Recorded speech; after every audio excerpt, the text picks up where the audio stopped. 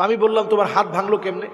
ছেলে মানুষ বলতেছে হুজুর প্রায় সময় আমার লজ্জাস্থানে সে হাত দেয় এবং এই লজ্জাস্থানে হাত দেওয়ার কারণে আমার সাথে জাগ্রত অবস্থায় আমার সাথে বেশ দস্তাদস্তি হয়। দস্তাদস্তির এক পর্যায়ে আমার এই হাতটা ভেঙে যায়।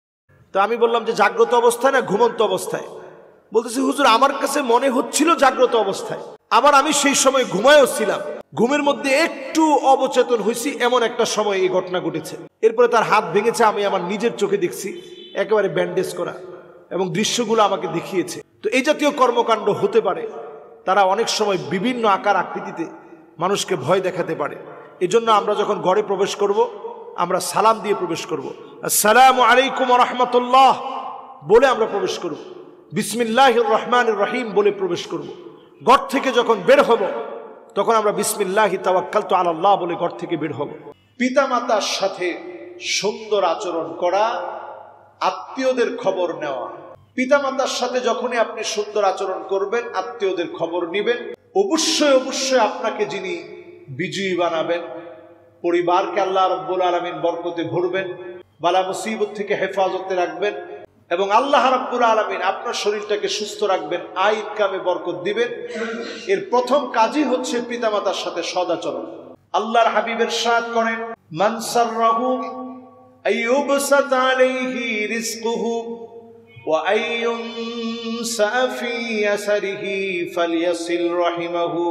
আল্লাহর যে গোলাম রিজিকের মধ্যে বৃদ্ধি চায়, হায়াতের ভিতরে বৃদ্ধি চায়, সে যেন সদাচরণ করে, আত্মীয়দের খবর নেয়। এই আত্মীয়দের খবর নেওয়ার কারণে আয় ইনকাম, হায়াতের ভিতরে সুস্থতার জীবনে যিনি বরকত দিয়ে দিবেন তিনি কে? এক নম্বর কাজ এটা। এখন আমাদের আয় ইনকামের যে অবস্থা, এটা শুধুমাত্র আমাদের দেশেই এই অবস্থা, বিষয়টা কিন্তু এমন নয়, সারা দুনিয়ায় এক অবস্থা। এই অবস্থার মধ্যে নিজেদের এই জীবনের, আর্থিক জীবনের, সামাজিক জীবনের মানসিকতার পরিবর্তন আননে আমাদের প্রত্যেকের উচিত এই সময় আরো বেশি করে আত্মীয়দের খবর নেয়া। আপনার ফুফিটা কেমন আছে, চাচাটা কেমন আছে, একটু খবর নেওয়া। মা বাপ যার জীবিত আছে, মা বাপের খবর নেন।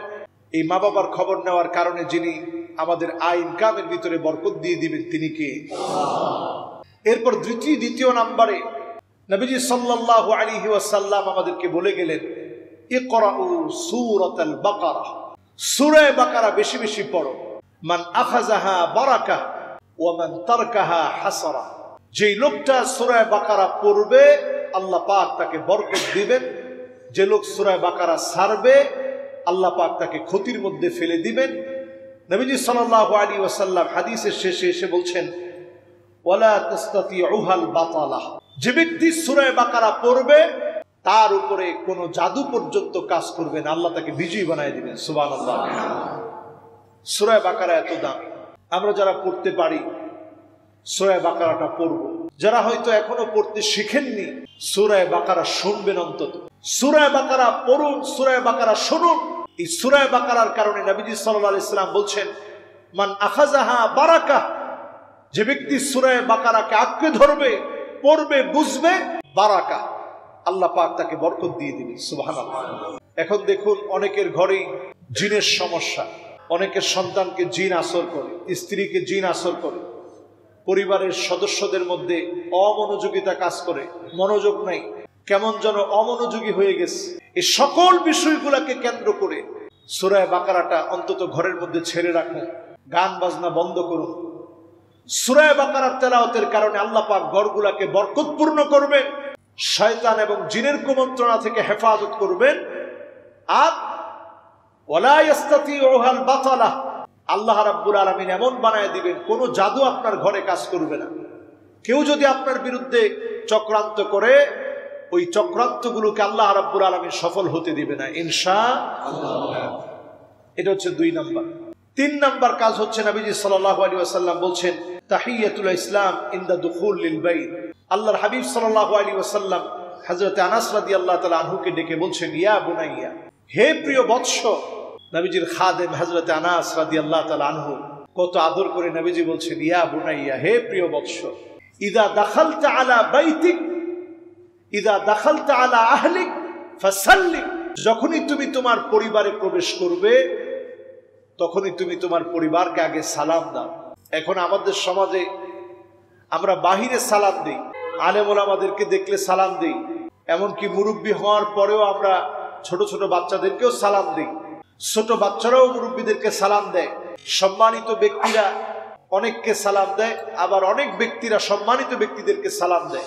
সালামের ব্যাপক প্রচলন আমাদের সমাজে থাকলেও ঘরের মধ্যে গেলে আমরা অনেকেই সালাম দেওয়ার অভ্যাস নেই, সালাম দেই না, এবং প্রচন্ড লজ্জাবোধ করি যে ঘরের মধ্যে সালাম দেই কেন। স্বামী তার স্ত্রীকে সালাম দেওয়া, স্ত্রী তার স্বামীকে সালাম দেওয়া, এই অভ্যাসটা যদি আমরা এখন জিজ্ঞাসা করি কয়জন সালাম দিই, আমার মনে হয় একেবারে কম হাত উঠবে যে আমরা সালাম দিই না। আল্লাহর হাবিব বলছেন, আনাস যখন ঘরে যাবা সালাম দিবা, ইয়াকুন বারাকাতান আলাই, যখনই তুমি সালাম দিবা এই সালামটা সাধারণ না, তোমার জন্য তোমার পরিবারের জন্য যিনি বরকতময় করে দিবেন তিনি কি? আল্লাহ। আমরা শুধু বরকত মনে করি টাকাকে, টাকাই কিন্তু সকল সুখ নয়, আবার টাকা ছাড়াও সুখ আসে না। আল্লাহ রাব্বুল আলামিন বরকত দিবেন এমন ভাবে, আপনার রিজিকে বরকত দিবেন এমন জায়গা থেকে রিজিক দিবেন যেটা আপনি চিন্তা করতে পারেন নাই, কল্পনা করতে পারেন নাই। অল্প আয়ের ভিতরে আল্লাহ বরকত দিবেন।